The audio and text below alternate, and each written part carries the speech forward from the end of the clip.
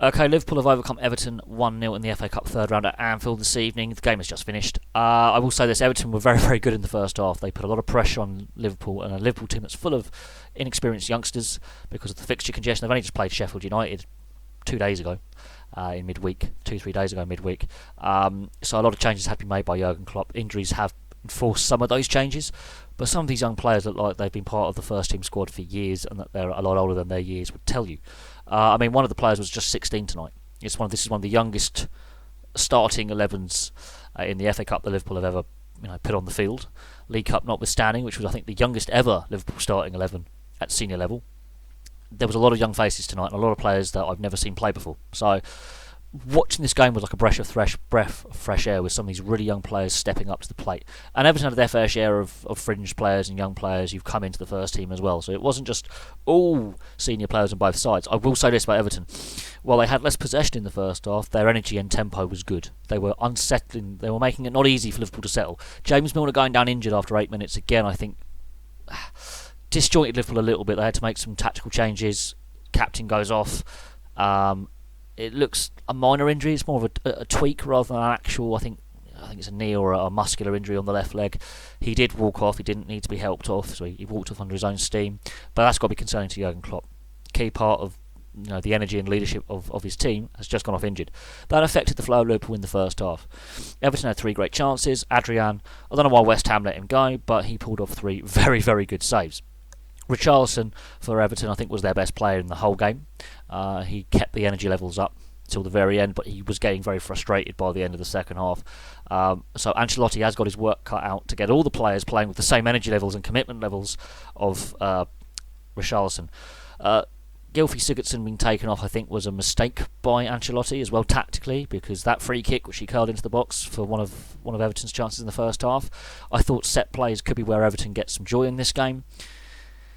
Sigurdsson goes off, they lose that kind of set play nous, something which could have been key. Walcott's crossing is not good enough from open play, and his second half performance was absolutely diabolical.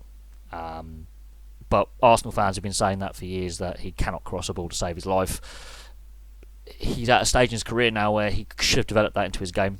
From a young, bright, exciting talent, he's not a winger. He's better down the middle, and he played him predominantly in the first half down the middle. Richarlison, again, I think suited more down the middle, but he did do the two-way game very, very well. Unfortunately, when you're wasting that much energy tracking back and doing the job of your midfielders and your defenders, there doesn't leave a lot of energy going forward. And this is where in the second half Everton didn't have a shot on target at all. Adrian, he could quite literally just have a cup of tea. The back four of Liverpool weren't tested in the second half, and I think that sums up Everton. They wasted a lot of energy running around in the first half, and the possession stats were similar in the second half as well. Liverpool just would not let Everton settle. The high press that all the players buy into with the Liverpool system is plain for all to see. There's a reason why they've gone 12 months unbeaten domestically in the league. They've only lost 2 games this season. There's a reason for that, and it's the high press that they play. Strangling Everton from the back forward, because obviously Jordan Pickford's one of those sweeper keepers who likes to play out from the back. They weren't allowing him to do that comfortably, and I thought there could be a mistake in Jordan Pickford. He's known for a howler or two when he's trying to overplay it. He didn't have an opportunity to overplay it. He had to get it out of his feet quickly and hoof it upfield. The goal, however, Origi holds the ball up very well. He had I wouldn't say a thankless task this evening, but without Mane, without Salah, without Firmino, he is the other guy they have up front. He was isolated at times, which, lack of creativity in the first half, I think, on Liverpool was a bit concerning. He holds the ball up well, draws 2 defenders. Curtis Jones, this young player, has scored his first senior goal with what can be described possibly as a highlight goal for the FA Cup for the next 10 years on a highlight reel. We've just seen the last decade in sports highlight reels all over YouTube. This is a great way to start the decade of a highlight reel. I will tell you this now. The pace on that shot, let alone the curl and the placement, Pickford's all at sea. There's no way he's stopping that. That is a way to win a cup tie. And there wasn't a lot of foul play, and there wasn't a lot of blood and thunder in this cup tie, which is what you normally expect between Liverpool and Everton.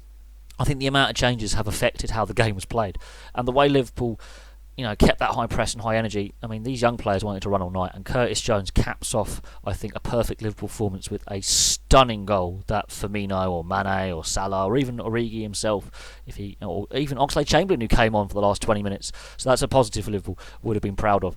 And Pickford had to pull off a string of saves in the second half. He was very busy, keeping it at 0-0 and then at 1-0. Liverpool deserved the win. Ancelotti has got his work cut out, and in two key areas. The wide areas, they need to get a winger who can cross the ball, or a midfielder who can, get the ball in the box. And secondly, Schneiderlin in midfield is a dead weight. Invisible for nearly 90 minutes. They need to sort out the midfield, and they need to sort out a winger who can cross. Richarlison's got the right mindset. It seems he was their best player tonight in the two-way game, but he needs to do a bit less tracking back and a bit more going forward. The rest of the team need to up the energy levels, and I think that's where Ancelotti needs to find one or two players who are high energy players somewhere in the transfer market to help some of these other players out. Some of the Everton players tonight were not good enough and were being schooled by school-age kids. Let's just put that one out there. There was one of the Liverpool players tonight, 16 years old. Schneiderlin was unable to mark him. Plain and simple. Just couldn't do anything. That is not acceptable for a high-class, allegedly top-level professional football player to be basically run rings around by a 16-year-old and a 17-year-old, 18-year-old, 19-year-olds running rings around him. That's just not on. So Ancelotti's got his work cut out. Jurgen Klopp can be quite happy that there's no replay, and they've kept a clean sheet as well with a much-changed lineup. And that goal,